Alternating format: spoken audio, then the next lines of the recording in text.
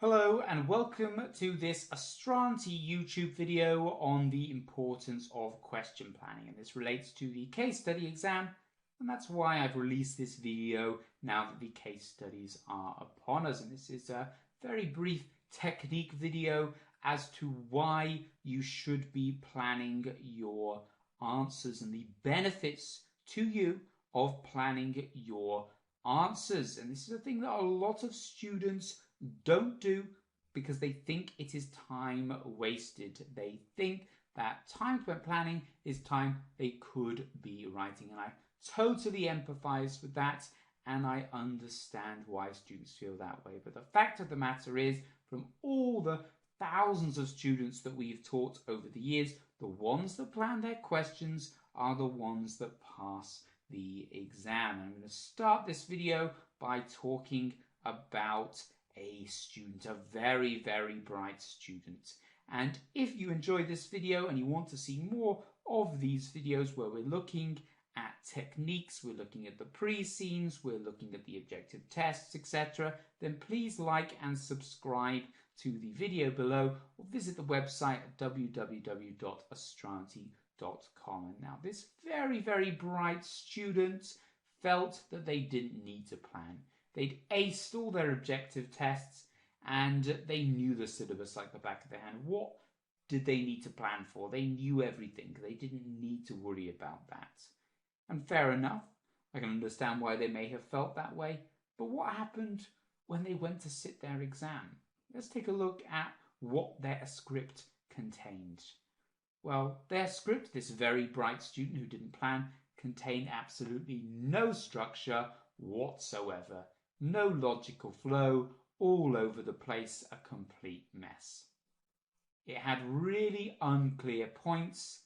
They were just bringing up theory left, right and centre, no application, no description, no evidence as to why it was even necessary to bring it up in the first place. And of course there is no direct marks in the case study exam for theory. It has to be applied.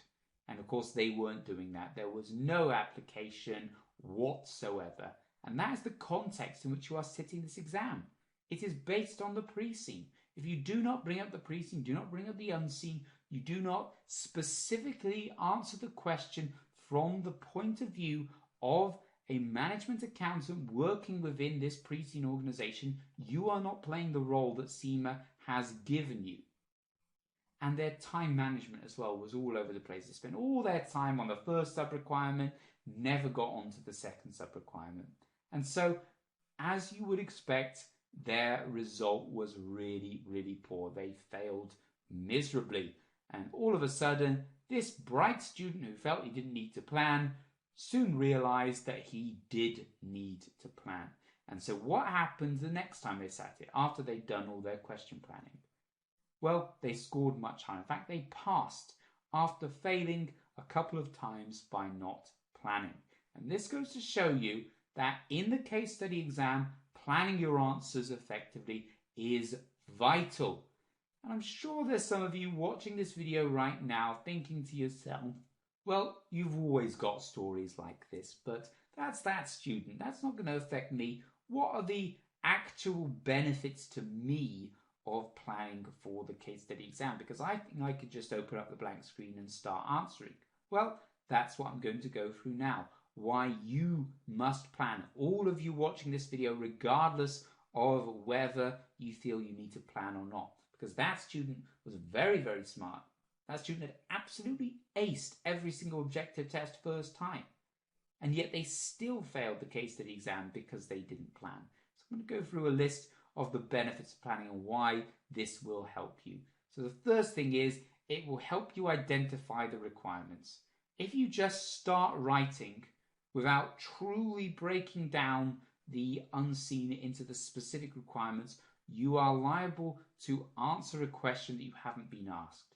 And CIMA are very strict about not giving marks to questions that do not answer the question asked. Even if it is a brilliant answer, if it's not answering the specific requirements given, it is not relevant. It will also allow you to create a clear structure around these requirements to ensure you put everything in that answers the question. And you can even use theory to do this. So it does actually allow you to use theory. For example, if you're given a question that is about stakeholders, you can then break down your answer by the Mendelow's matrix, the components of that, and you've got a strict structure to adhere to. All you need to do now is write a paragraph under each of these headers in your plan, and you will answer the question effectively. And this is how it saves you so much time. Yes, time spent planning is time you could be spending writing, but you'll be able to write so much more in such a smaller space of time from a good plan than you would ever be able to do from a blank screen.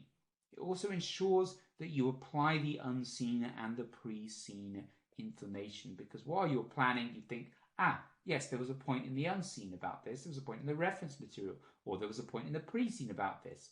I'll just write a little prompt there about that information, and that will make sure I write a sentence which ties it back to the case and ensures that I'm applying it. And that is what CIMA are looking for. It also helps with your time management. Remember that student who always was spending all their time on the first requirement, never got onto their second requirement. That student isn't going to pass, and that student didn't pass, because you are only going to get half the marks for answering the first sub-requirement, and you need more than half the marks to pass this exam overall. So even if you got a perfect answer for the first sub-requirement, you would never pass. You have to be strict with yourself, and you have to know when to move on to the second sub-requirement. And by having a good plan in place, that will give you an idea, a much better idea of how far you've gotten through your plan, and will let you know whether you need to move on to the next requirement. And ultimately, what this will do is keep your answer focused. If you create a series of headers that you are just fleshing out into your answer, you know what you are writing about on each header. You're not letting yourself get sidetracked by little bits that flitter into your head and think, I need to put about this, I need to put about that. You know exactly when you are answering the question, you are writing your answer under a specific header, you know that you need to be talking about that specific point. That keeps you focused, that keeps you direct, and that saves you time because you're not spending ages waffling on and on and on. And also, it keeps the marker focused, because the marker has to mark hundreds of these scripts in a very short space of time. They need to be focused as well.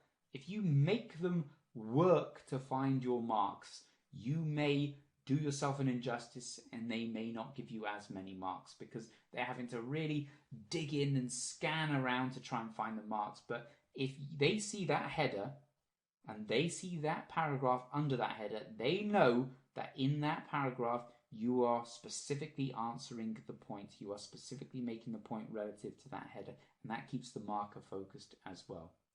So as you can see, there are actually loads of benefits to planning, and all of this will go towards helping you provide a far superior answer in your exam. So I recommend that you get a hold of as many mock exams, past papers from CIMA or Pearson VUE or from Astranti as you can, and you practice your planning, because planning is something that takes a while at first, but once you become accustomed to it, you can plan really, really quickly and really, really effectively. And as I've already mentioned, it will save you so much time, and it has all these benefits.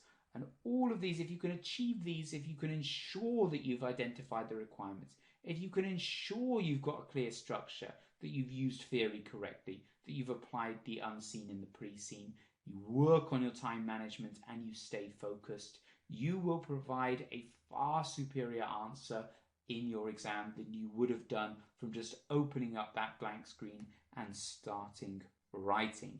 And so, in answer to your question, that is why you must plan. So thank you for watching this video. I hope you have enjoyed it, you have found it useful, and you now know why you must plan in your case study exam. So if you want to see more videos like this, or videos on the pre-seen, videos on the objective test, please like or subscribe to the video below and visit the website www.astranti.com. So once again, thank you very much for watching.